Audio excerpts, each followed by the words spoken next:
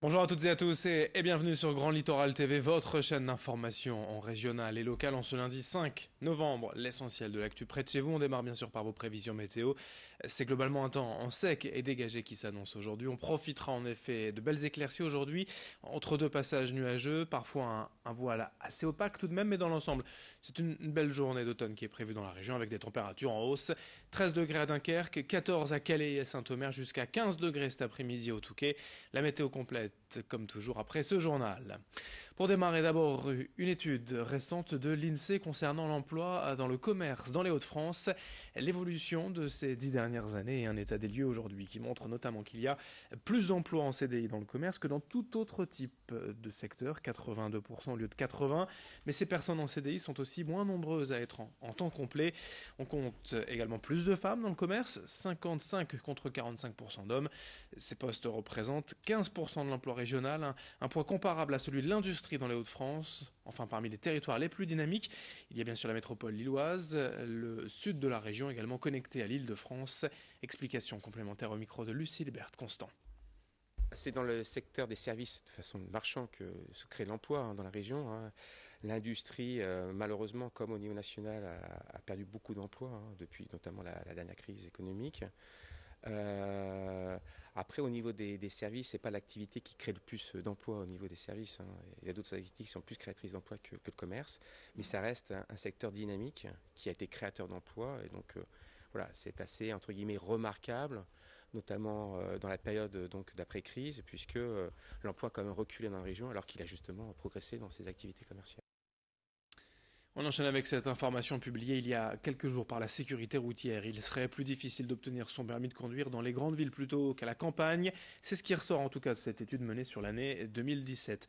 Dans les 20 agglomérations françaises les plus peuplées, seuls Nîmes et Angers dépassent la moyenne nationale. Pour expliquer ce phénomène, nous avons donc rencontré un instructeur. Selon lui, la densité du trafic en ville et des candidats présentés à l'examen trop tôt. Voilà deux raisons à l'échec du permis en ville. Ses explications à ce sujet et des propos recueillis par Idil Gunay. Ça reste anecdotique, mais il y a aussi certains élèves qui, je propose comme certaines auto-écoles le permis, enfin l'examen du permis illimité dans le forfait, donc qui au bout d'un moment souhaitent le passer même s'ils ne sont pas complètement prêts et font le forcing. Bon, ça reste anecdotique, mais je pense qu'il y a aussi une bonne partie d'auto-écoles qui présentent des élèves pour rester dans le forfait qui a été choisi par l'élève malgré l'évaluation initiale obligatoire, qui présentent des élèves donc, qui ne sont pas complètement prêts et qui n'ont pas toutes les chances de l'avoir.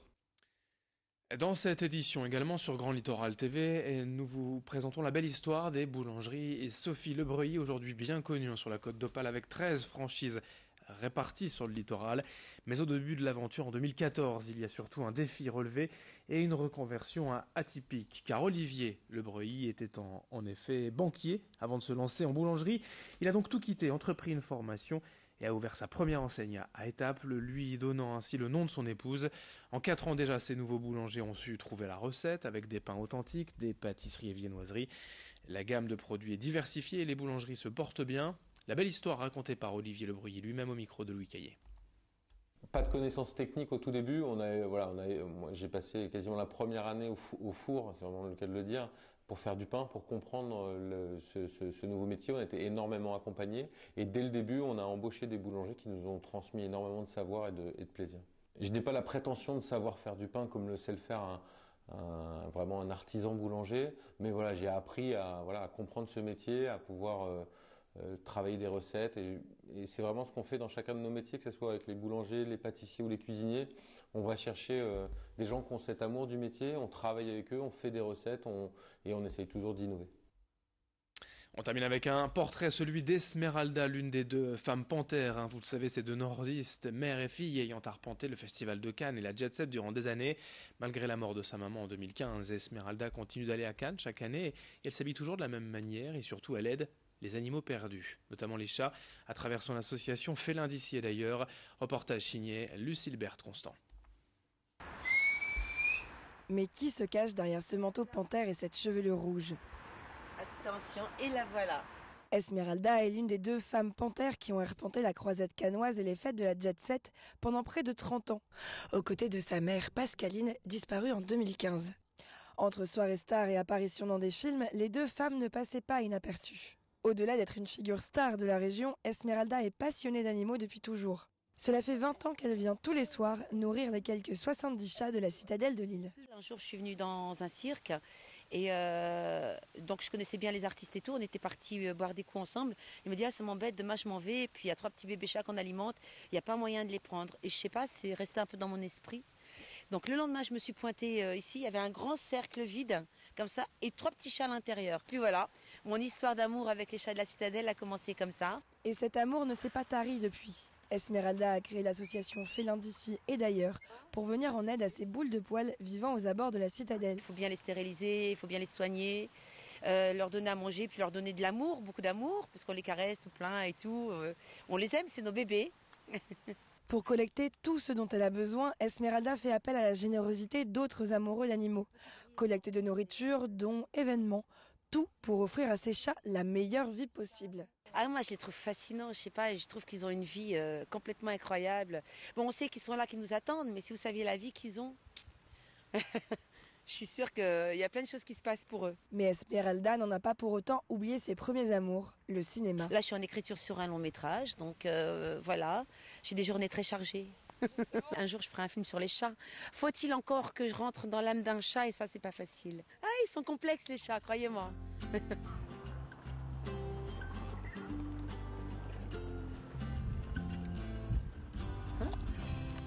Dis bonjour, tu montres comme tu es beau et comme tu es gentil. Et pour être tout à fait complet sur Grand Littoral TV, quelques résultats à 2 sports avec d'abord du football en national. Nouvelle défaite pour Dunkerque face au leader Laval, 3-2, match nul pour Boulogne, l'USBCO qui tient le match nul 0-0 à domicile vendredi soir face à Villefranche-Beaujolais. Du basket également avec la victoire du BCM Gravelines Dunkerque face à Cholet, 87-83. Le SSM Le Portel, de son côté, jouera ce soir 20h45 à domicile face à Chalon-sur-Saône. Merci de votre fidélité. Dans un instant, d'autres informations, d'autres images à suivre sur Grand Littoral TV. Très bonne journée à toutes et à tous.